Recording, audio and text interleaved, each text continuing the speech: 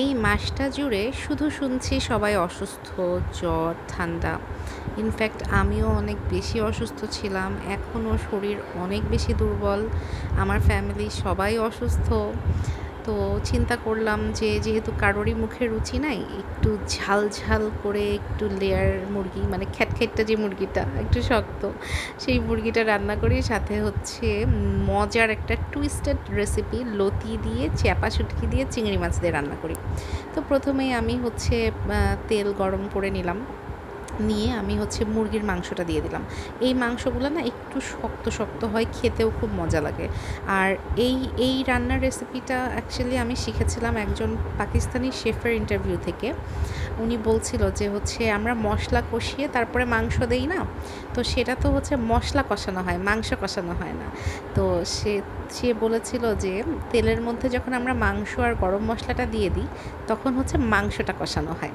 তো এই যে মাংসটা একটু ভাজা ভাজা করে কালার চেঞ্জ যখন হলো, তখন আমি একটু বেশ কিছু পেঁয়াজ দিয়ে দিলাম, মানে অনেকগুলো পেঁয়াজ।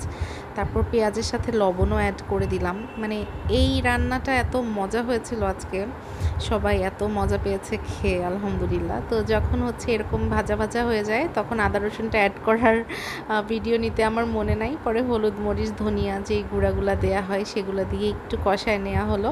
তো এর মাঝখানে আমি আম্মাকে ফোন দিলাম। আব্বা, আম্মা আর আমার ছোটো ভাই হচ্ছে ট্রিটমেন্টের জন্য, বাবার ট্রিটমেন্টের জন্য ইন্ডিয়া গেছে। তো আমি বলছিলাম যে মা, মাংসটা কোনোভাবেই সিদ্ধ হচ্ছে না, কি করতে পারি?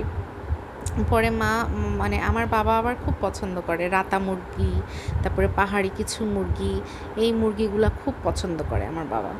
তো আম্মাকে বলছিলাম, আম্মা আমি তো মুরগি রান্না করতেছি, 1 ঘন্টার উপরে চুলায় বসায় রাখছি, সিদ্ধই হচ্ছে না, এখন আমি কি করব? পরে আম্মা বলল যে তুমি একটা কাজ করো, এইটা করলে হচ্ছে খুব দ্রুত সিদ্ধ হয়ে যাবে। সেটা হচ্ছে জয়ফল এবং জয়ত্রী একটুখানি নিয়ে গুঁড়া করে দিয়ে দাও, দেখবা যে কি ইনস্ট্যান্ট সিদ্ধ হয়ে যাচ্ছে তোমার চিকেনটা। তো পরে আর কি করব, সঙ্গে সঙ্গে এই যে জয়ফল জয়ত্রী গুঁড়া করে দিয়ে দিলাম। দিয়ে এবং একদম মানে এত সুইফট সিদ্ধ হয়ে গেল।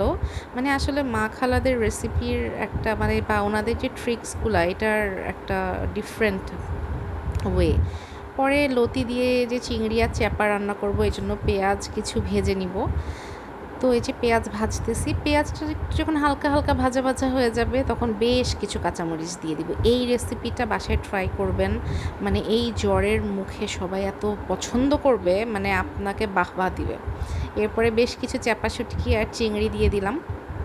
দিয়ে এখন দিয়ে দিব হচ্ছে লবণ, হলুদ, মরিচ, ধনিয়ার যে গুঁড়াটা সেটা। এখানে কিন্তু কোনো আদা রসুন কোনো কিছু ইউজ করা হবে না, কারণ এটা শুটকির যে স্মেলটা থাকে সেই স্মেলটা নষ্ট হয়ে যায়। তো এই তো একটু কষায় নিব, মানে বেশ কিছুক্ষণ ধরে কষায়, যখন একদম ভাজা ভাজা হয়ে যাবে, তখন এই যে লতিগুলা দিয়ে নিচ্ছি। আচ্ছা, আমার ভিডিও কোয়ালিটি খুব বেশি ভালো না, কারণ আমি একেবারেই নতুন এই লাইনে। আর আমি যে রান্নার ভিডিও করতে পারবো বা আমি হচ্ছে কুকিং ভিডিও করব, এটা তো একেবারে মানে স্বপ্ন ছাড়ার কিছুই না। কারণ আমি খুব একটা প্রো না, রান্না বাড়াতে অনেক ভুল হয়। আমি একদম জিজ্ঞেস করে করে রান্না করি, বা আমি নিজের মনের থেকেও রান্না করি, রেসিপি দেখে রান্না করি। তো এইভাবেই করি আর কি। সো আমি আপনাদের মতো এত বেশি প্রো না, বাট আমি চেষ্টা করি টুকটুক টুকটুক করে একটু একটু করে করার জন্য, যেগুলো ভালো লাগে খেতে সেগুলো রান্না করি। এই যে আমার লতি, চিংড়ি আর শুটকির যে তরকারিটা, সেটা হয়ে গেছে। এবং ট্রাস্ট মি, এত মজা হয়েছিল। এবং আমি বললাম না, আমার বাসায় সবাই অসুস্থ, কারো মুখে রুচি নাই, কেউ কিছু খেতে পারছে না। তো আজকে সবাই দুপুরবেলা একদম পেট ভরে ভাত খাইছে, মানে সবাই এত পছন্দ করছে। আর আমার তো এই লতি, চিংড়ি আর শুটকি হলে আর কিছুই লাগে না। সো এই যে আমার তরকারির final look, and thanks to my মা, যে হচ্ছে আমাকে ওই জয়ফল জয়ত্রী গুঁড়া দেওয়ার যে মানে বুদ্ধিটা দিয়েছিল, ওইটা না দিলে মনে হয় এখনও আমার মাংস সিদ্ধ হতো না। সো সবাই ভালো থাকবেন, সাথে থাকবেন, ধন্যবাদ।